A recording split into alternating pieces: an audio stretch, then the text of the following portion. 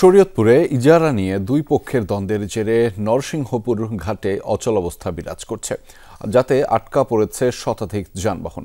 ঘাট কর্তৃপক্ষ জানিয়েছে, শরীয়তপুর চাঁদপুর রুটের নরসিংহপুর ফেরিঘাটের ইজারা নিয়ে জেলা যুবদলের সাবেক সহসভাপতি মোমিন দিদার ও সখীপুর থানা ছাত্রদলের সাবেক সাধারণ সম্পাদক জিসান বালার মধ্যে বিরোধ চলছিল। বর্তমানে ঘাটের ইজারাদার জিসান হলেও ভোরে জোরপূর্বক মোমিনের লোকজন ইজারা তুলতে যায়। এ নিয়ে দুই পক্ষের মধ্যে উত্তেজনা তৈরি হয়। এরপরই এই রুটের ফেরিতে যানবাহন উঠানোয় বাধা দেয় আটকা পড়ে ঘাটে ফেরি পারের অপেক্ষায় থাকা শতাধিক গাড়ি। দীর্ঘ যানজট সৃষ্টি হয়। এই বিষয়ে জানতে যুবদল ও ছাত্রদলের সাবেক দুই নেতার সাথে চেষ্টা করেও যোগাযোগ করা যায়নি।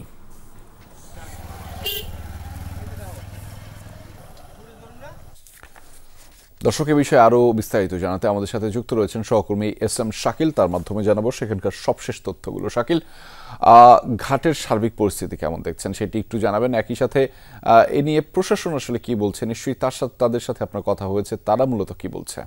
রেজা, আমরা এখানে ঘাটের পরিস্থিতি দেখছি যে তীব্র যানজট বলতে প্রায় শতাধিক গাড়ি কিন্তু এই রাস্তায় দাঁড়িয়ে আছেন, এবং যারা ড্রাইভাররা রয়েছেন তারা কিন্তু বলছেন যে গতকাল রাত থেকেই কিন্তু তারা এখানে রাস্তার উপরেই থাকছেন, এবং খাবার দাবার বা অন্যান্য যেই সুযোগ সুবিধা সেটাও কিন্তু তারা পাচ্ছেন না। তবে এখানে আমরা প্রশাসনের সাথে কথা বলেছি। প্রশাসন কিন্তু এখনো চেষ্টা করে যাচ্ছেন যে এই বিষয়টা সমাধানের জন্য।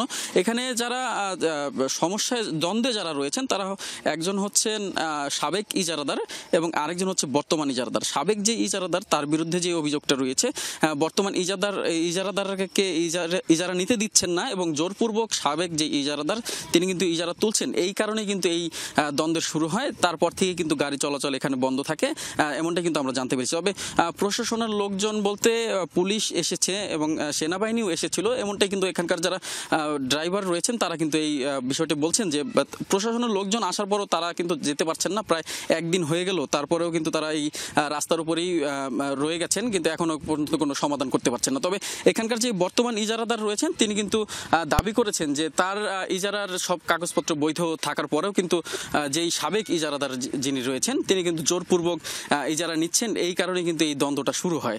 তারপর থেকে কিন্তু এরকম একটা পরিস্থিতির দেখতে পাই আমরা। তবে ফেরি চলাচল বলতে চাঁদপুর থেকে কিন্তু ফেরি আসছে, এবং চাঁদপুরে যে গাড়িগুলো রয়েছিল সেই গাড়িগুলো কিন্তু শরীয়তপুর আসতে পারছেন, কিন্তু শরীয়তপুর থেকে যে গাড়িগুলো যাওয়ার কথা ছিল সেই গাড়িগুলো কিন্তু যাচ্ছে না, শুধু সেগুলো বাধাগ্রস্ত হচ্ছে। সেই সবশেষ তথ্যগুলো আপনার মাধ্যমে জেনে নিচ্ছিলাম। ধন্যবাদ আমাদের সাথে যুক্ত হওয়ার জন্য শাকিল।